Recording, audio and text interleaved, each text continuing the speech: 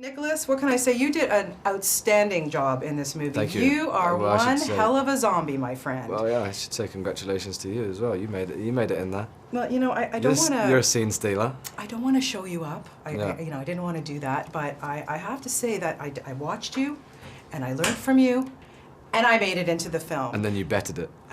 You know, what can I tell you? Ran with it.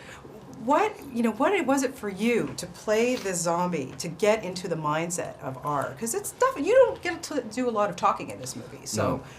I don't know. I think in many ways, the first time I read the script, I instantly understood him. You know, he's pretty simple what he wants in life. He wants to feel alive. He wants to connect with someone, and he wants to just, you know, play his records and have a partner basically, and enjoy the smaller things in life. He's a very caring guy with a kind of dry sense of humor.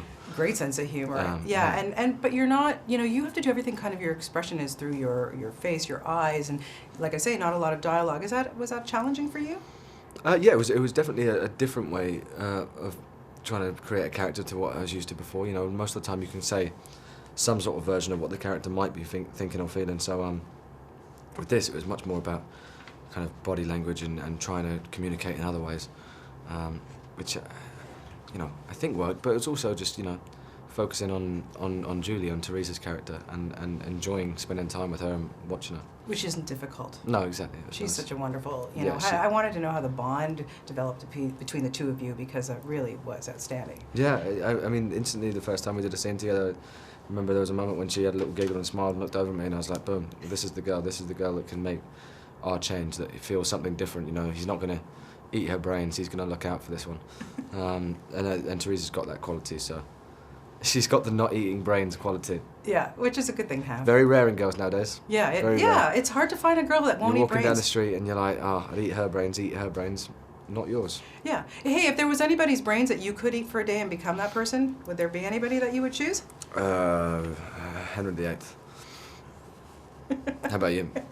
No. Did you get to eat any brains? You know, I didn't get to eat any brains. I was a little jealous of you, not you know, sharing your brain food with me. You had, just looked at the picture. You had a big wound on your neck. Yeah, I had an extremely large wound on my neck. That was a serious hickey. Yeah, it was pretty amazing. But I have to tell everybody that wasn't it you that gave it to me? Yeah. Yeah, you gave me that hickey. I have to.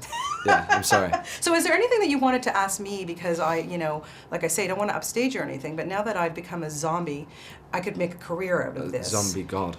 Don't you think? Yeah, definitely. Do you think you could put in a word for me for the producers of Walking Dead? Because I think now that I don't know them, but I will definitely put in a word. I'll send a letter along there. I don't know, what could I ask you? What did you learn playing a zombie? How do you feel about it in hindsight? Do you feel as though it, you know, enriched you as a human being? It completely enriched me as a human being, but I have to say the makeup process wasn't too extensive, only because that's pretty well what I look like when I wake up in the morning. No. Come on, don't be like that. I have to ask you something really, really quickly, just aside from everything. You have been doing this job for a million years since you were a little kid, and I've always wanted to know, what was it that made you want to decide to be an actor? Because you're so good at what you do. I don't know. I didn't really decide. I did it as a hobby and carried on when I was a kid. You know, it's just my thing. And then I know you learn and get better, and I enjoy it. I've got a good imagination.